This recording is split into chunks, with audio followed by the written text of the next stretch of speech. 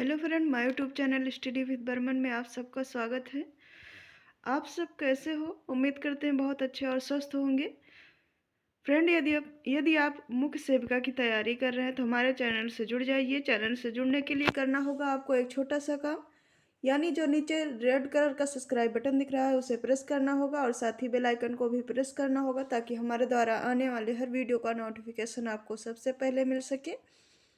तो देर किस बात की, जल्दी से चैनल को सब्सक्राइब कर दीजिए और प्यारा सा एक लाइक कर दीजिएगा।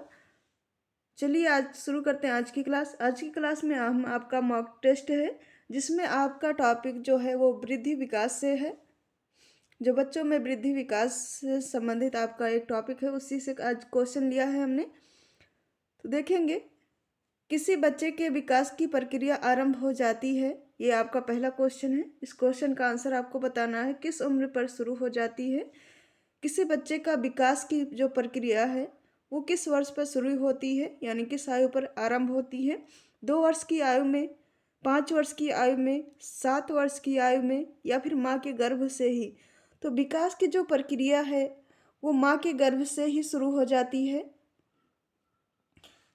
आपने देखा होगा, अमूमन कहा जाता है कि बच्चे जो है काफ़ी चीज़ें अपनी माँ के गर्भ से ही सीख कर आया है, यानी जैसे माँ काम करती थी, जो ऐसी भी एक्टिविटी थी उनकी, उसी की अकॉर्डिंग बच्चा भी कर रहा है। ऐसा आप लोग देखते हैं, ऑब्जर्व करते हैं लोग तो बताते हैं। ऐसा आम बोल चाल की भाषा में भी बोलते हैं। इसलिए इसका राइट आंसर ऑप्शन डी रहेगा। दूसरा क्वेश्चन है हमारा, क्वेश्चन नंबर 2 है, विकास विकास के संबंध में निम्नलिखित में से कौन सा कथन सत्य नहीं है। ऑप्शन देख लीजिएगा। विकास की दिशा प्रक्रिया एक निश्चित दिशा में होती है, यानी विकास की जो प्रक्रिया है वो एक निश्चित दिशा में होती है, ये सही बात है। वृद्धि और विकास की क्रिया वंशानुक्रम और वातावरण का संयुक्त परिणाम है, ये भी सही है। किसी बच्चे में वृद्धि और विकास की गति को ध्यान में रखकर उसके आगे बढ़ने की दिशा और स्वरूप के बारे में भविष्यवाणी नहीं की जा सकती। विकास हमेशा सामान्य से विशेष की ओर चलता है। तो इस क्वेश्चन का राइट आंसर होगा, यानी ये कथन सत्य नहीं है कि बच्चे की वृद्धि और विकास की गति को ध्यान में रखकर उसके आगे बढ़ने की दिशा और परिणाम के बारे में भविष्यवाणी नहीं की जाए, जबकि ये गलत है। एक ऑप्शन आपका, जब बच्चे का वृद्धि और विकास सही तरीके से हो रहा होता है तो आप उससे अनुमान लगा सकते हैं, यानी उसके भविष्य के बारे में बता सकते हैं कि बच्चा आगे क्या करने वाला है। काफ़ी चीज़ें अब स्पष्ट रूप से दिखाई देने लगती है। तो इस प्रकार राइट आंसर ऑप्शन सी रहेगा। अगला क्वेश्चन हमारा क्वेश्चन नंबर 4, विकास की दिशा होती है, आपको बताना है कि विकास की दिशा कैसी होती है, निश्चित, अनिश्चित, वाणिज्य या फिर इनमें से कोई नहीं। तो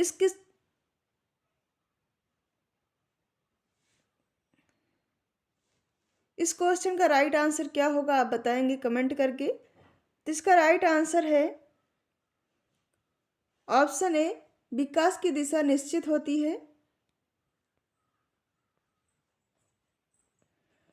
अगला क्वेश्चन है क्वेश्चन नंबर 5, कोई बच्चा किस अवस्था में पर्यावरण से प्रभावित होने लगता है। वो अवस्था आपको बतानी है, किस अवस्था में प्रभावित होने लगता है। बाल्यावस्था, किशोरावस्था, शैशवावस्था या फिर प्रौढ़ावस्था। तो कोई बच्चा जो है पर्यावरण से कब प्रभावित होता है, इस क्वेश्चन का राइट आंसर क्या होगा। तो इसका राइट आंसर है ऑप्शन ए, बाल्यावस्था से ही वो पर्यावरण से प्रभावित होने लगता है।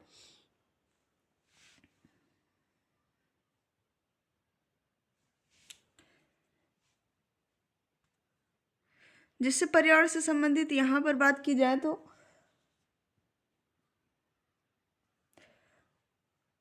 जैसे बच्चों में सामान्यतः संक्रमण, गर्मी के मौसम में उन्हें गर्मी और सर्दी के मौसम में उन्हें सर्दी, ये सभी चीज़ें महसूस होने लगती है, इन्हें प्रभावित करने लगती है। तो इस प्रकार राइट आंसर ऑप्शन ए रहेगा। अगला क्वेश्चन हमारा क्वेश्चन नंबर 6, किसी बच्चे के ऊपर वंशानुक्रम से पड़ने वाला प्रभाव नहीं है, आपको बताना होगा कौन सा प्रभाव वंशानुक्रम नहीं है।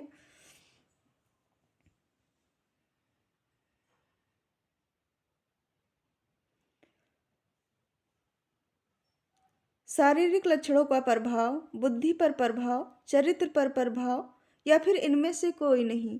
तो बच्चों के वंशानुक्रम यानी जो माता पिता से मिलने वाले प्रभाव हैं, वंशानुक्रम जो भी उनसे सीखा जाता है या उनका प्रभाव पड़ता है वो कौन सा नहीं है।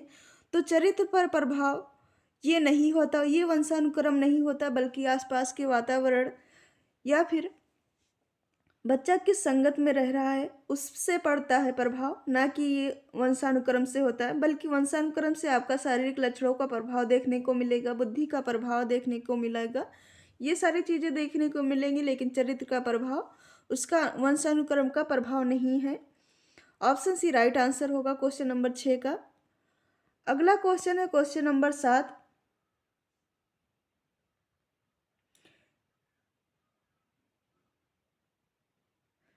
माता पिता से संतानों को प्राप्त होने वाले गुणों को कहते हैं। यहाँ पर गुण की बात की जा रही है, वही वंशानुक्रम जैसे ऊपर कहा गया कि क्या प्राप्त होता है, वंश, वंशानुक्रम, वातावरण या फिर इनमें से कोई नहीं। तो गुणों की बात की जा रही है तो वंशानुक्रम प्राप्त होगा माता पिता से संतानों को। अगला क्वेश्चन है क्वेश्चन नंबर 8। वंशानुक्रम व्यक्ति की जन्मजात विशेषताओं का पूर्ण योग है, निम्न में से यह कथन किसका है। ये एक डिफिनीशन है, आपको बताना होगा कि ये किसने कहा है। ये डिफिनीशन है आपकी, वंशानुक्रम व्यक्ति की जन्मजात विशेषताओं का पूर्ण योग है। यह कथन किसका है आपको बताना है। B.N. Jha, H.N. Patterson, Jean पियाजे, जेम्स ड्रेवर रहेगा, जेम्स ड्रेवर। तो आपको बताना होगा कि ये किसने कहा है, यह कथन किसका है। तो इसका राइट आंसर होगा ऑप्शन ए, B.N. झा ने कहा है ये कथन, यानी इनकी डिफिनीशन है। अगला क्वेश्चन हमारा क्वेश्चन नंबर 9।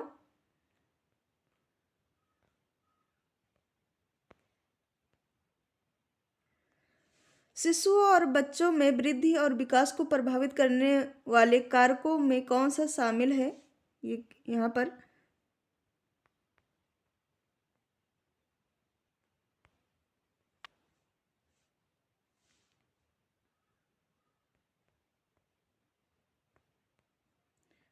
कारकों में कौन सा शामिल है आपको ये बताना है।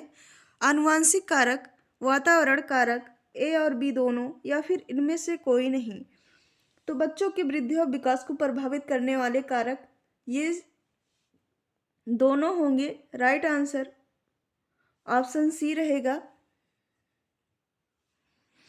अगला क्वेश्चन है क्वेश्चन नंबर 10। भावनात्मक कारक संबंधित है, आपको बताना है कि भावनात्मक कारक किससे संबंधित है। जुड़वा बच्चों से, अनाथ बच्चों से, बुद्धिहीन बच्चों से या फिर शिक्षित बच्चों से। तो भावनात्मक कारक जो है वो पराया अनाथ बच्चों से संबंधित है, संबंधित होता है। जैसे बच्चे हमेशा चिंता और असुरक्षा की भावना बनी रहती है उनमें, जिन घरों में माता पिता लड़ते रहते हैं जैसे, तो उनमें ऐसे परिवार में बच्चों में जो असुरक्षा या अपनत्व की भावना की प्यार की कमी रहती है, वहाँ पर ये चीज़ें आपको देखने को मिलती है। यानी यहाँ पर भावनात्मक कारक बाधित होता है, संबंधित होता है, जो उनके वृद्धि और विकास में बाधा उत्पन्न करता है। तो इसका राइट आंसर ऑप्शन बी रहेगा।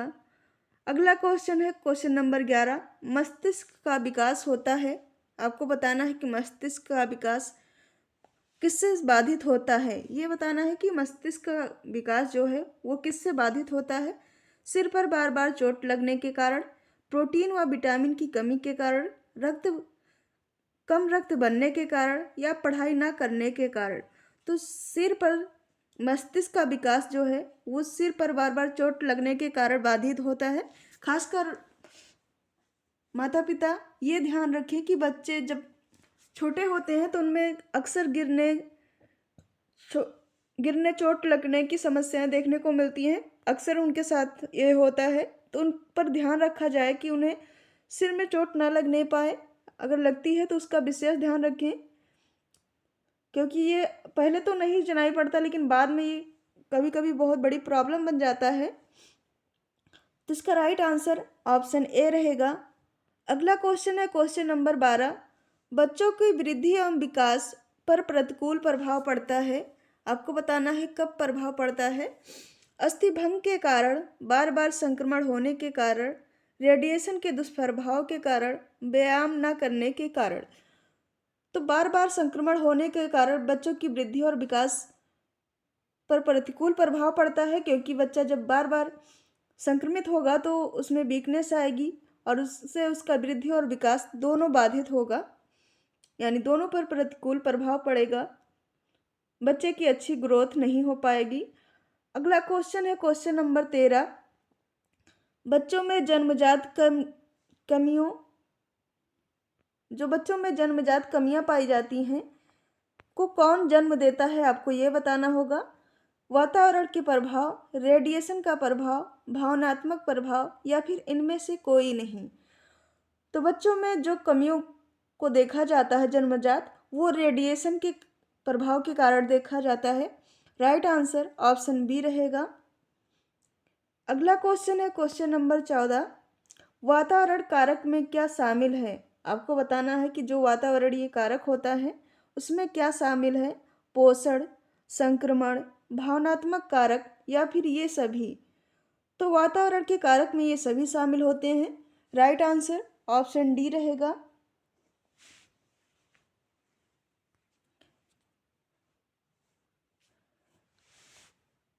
ये वातावरणीय जो कारक होता है माँ और बच्चे दोनों में होने वाले बदलाव के कारण वृद्धि और विकास दोनों पर प्रभाव डालते हैं।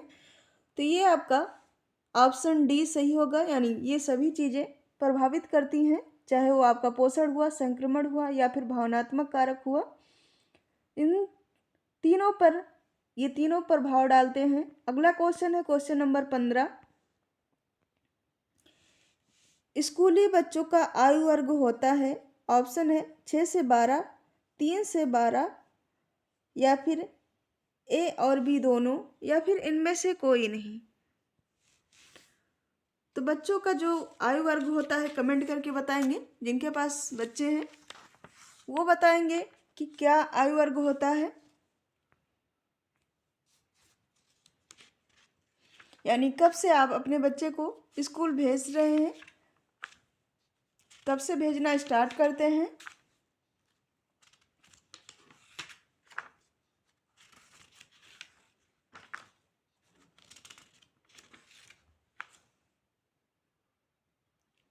तो इस क्वेश्चन का राइट आंसर होगा ऑप्शन सी, यानी ये दोनों आयु वर्ग देखने को मिलता है। राइट आंसर ऑप्शन सी रहेगा। अगला क्वेश्चन है क्वेश्चन नंबर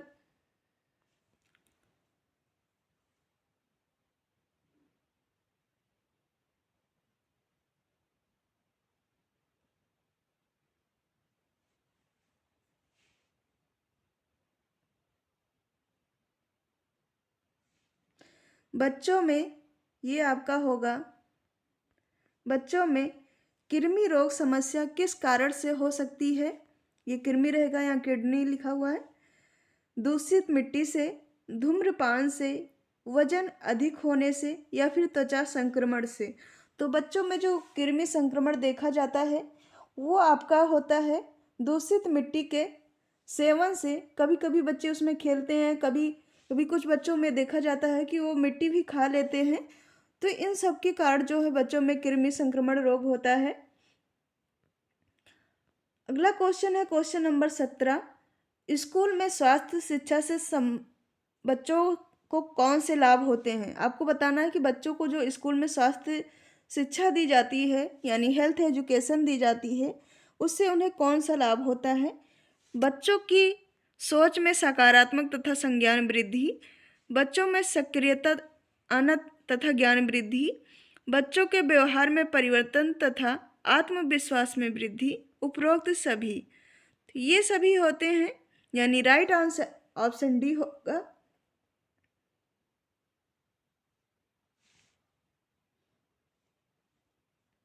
आपका राइट आंसर ऑप्शन डी होगा। अगला क्वेश्चन है क्वेश्चन नंबर 18।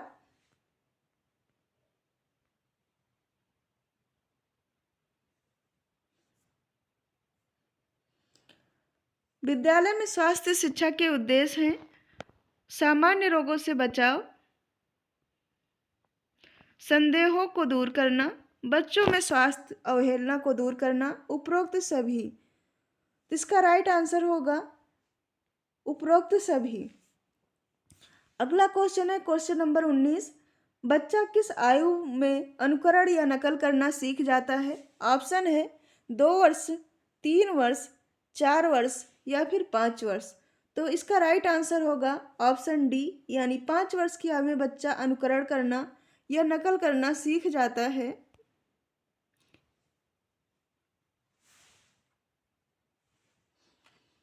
तो इस क्वेश्चन का राइट आंसर रहेगा ऑप्शन डी।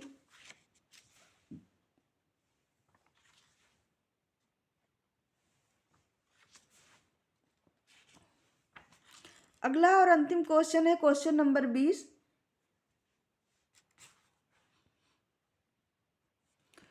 बालक अपने सामाजिक एवं नैतिक व्यवहार कहाँ से सीखता है? घर से, खेल समूह से, समुदाय से या फिर इन सभी से। तो बालक जो है वो अपना सामाजिक एवं नैतिक व्यवहार है वो शुरू तो घर से ही करता है। कभी कभी क्वेश्चन पूछा जाता है कि वो कहाँ से सीखना स्टार्ट करता है, तो वो घर से ही करता है। लेकिन सामाजिक एवं नैतिक जो व्यवहार होता है इन सभी से सीखता है। घर से भी, समुदाय भी उसका सहयोग करता है और खेल समूह से भी उसमें ये भावनाएं आती हैं। तो इसका राइट आंसर ऑप्शन डी रहेगा। आज की रही ये हमारी क्लास। कमेंट करके बताएंगे कि आपको क्लास कैसी लगे। आपको कैसी क्लास, कैसे क्वेश्चन चाहिए हमें कमेंट करके ज़रूर बताएंगे। मिलते हैं नेक्स्ट क्लास में।